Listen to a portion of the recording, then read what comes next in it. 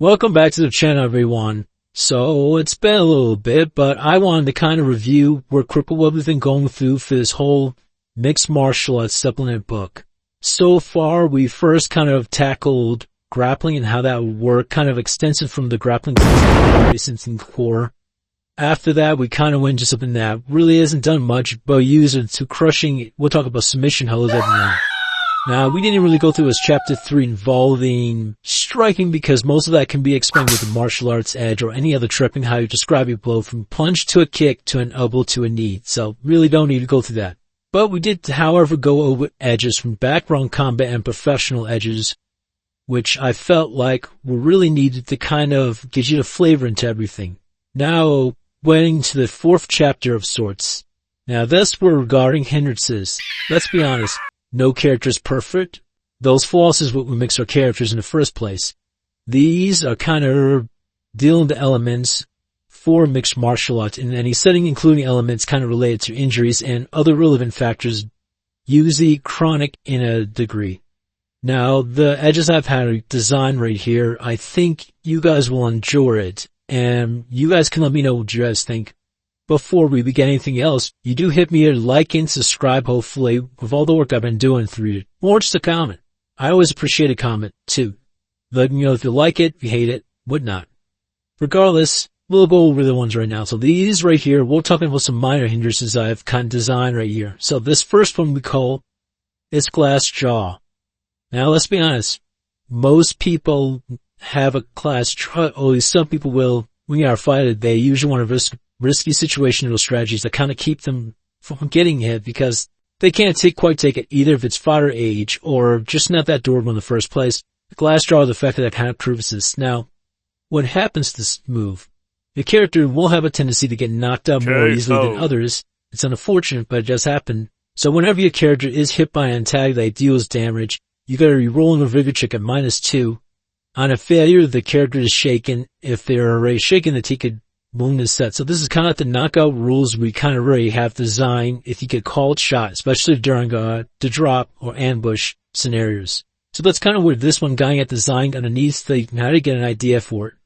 Now this one, we call this one old injury. So basically, old fight training accident, or just different career. Regardless of that for your character's backstory, there's something that's kind of nagging you and it has been nagging you for a while. So, your characters will typically suffer from old injury that occasionally flares up. You could choose one physical action that's either running, jumping, striking, whatever feels comfortable for you that makes sense. And when performing this action, you roll a d6. On a roll of 1 to 2, your character suffers a -1. Set action for the rest of the scene. 3 and above, your character's perfectly fine. But, it just kind of gives you the idea of, well, I can't perform these scenes pretty well of some aspect of my fighting game, so this is going to affect me overall. And when you chose different actions instead of just lumping all together, I feel like you're fighting because honestly it's old and everyone does it and it's a minor hindrance, so it shouldn't deter you so much. Now, we're getting to some fun major hindrances. These are the ones that are really juicy, these are the ones that are really elegant with your game. So, speaking about injuries, we've got one called chronic pain. So basically, it can be determined that, well, let's be honest, you're fighting through this all the time. You're dealing with 24/7. It's nothing that's going way up, maybe with the exception of really strong drugs. But more or less, this causes a -1 penalty to all physical trait rolls. That's strength, agility, vigor, fighting, etc. And additionally, your character must make a vigor roll at the start of each session. On a failure, the pain is worse than usual, causing a -2 penalty for the entire session. So that's a little more steep.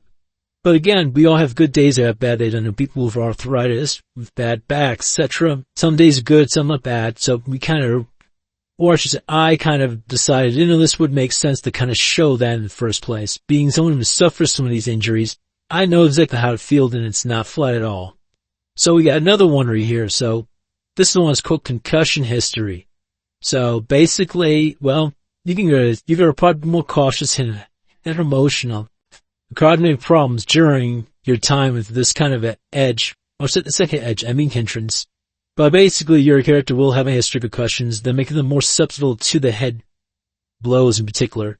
So whenever your character does take damage to the head, and this is always a GM's discretion to keep that in mind, they must make a weaker check of -2.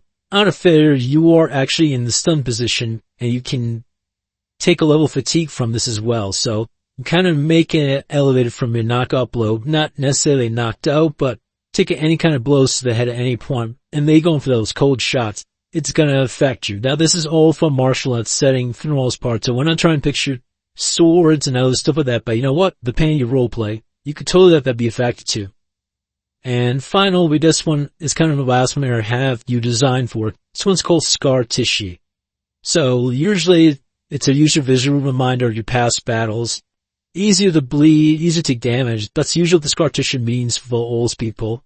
But how to describe it in terms of role-playing, or more importantly in the mechanics, well, it makes you more vulnerable and competent overall. You're gonna suffer a -1 to soak rolls due to the fragility of their scarred areas, so you got scar tissue around the head, arms, every spot. Overall, it's kind of a generalized one, but you can only make it specific talking to Eugene about it. But more or less, it makes soaking the ouch more times than not. But for now, I figured those are good descriptions. Those the idea that I would be putting to roleplay for Hindrances. If there's other ones I've missed out on, ones that you could think would be better, well, you guys let me know in the comments wherever it is from, and I will.